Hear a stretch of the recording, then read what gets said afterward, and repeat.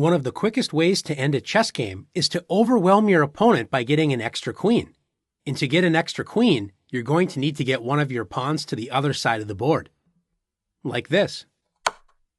And in order to do that, you're going to need what is called a passed pawn. A passed pawn is one that has a straight shot to the other side of the board without bumping into another pawn or being able to be captured by another pawn. The pawn has passed all the other pawn obstacles. Look at the pawn on f5. Is this a passed pawn? No, it's blocked by the pawn on f6. What about the pawn on b5? That's right, it's not blocked by any pawns and cannot be captured by another pawn as it advances up the board, so it's a passed pawn.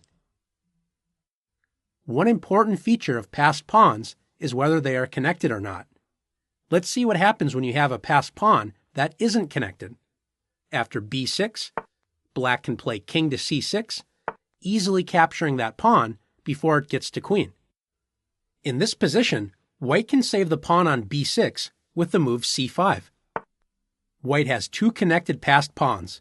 Black will not be able to capture either of these pawns.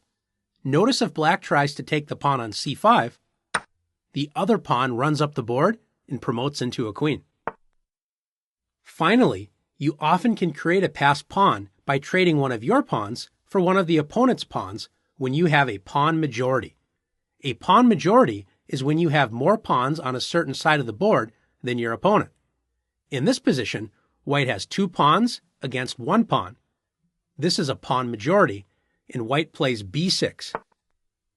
After a takes b6, a takes b6, white captures back and now has a passed pawn.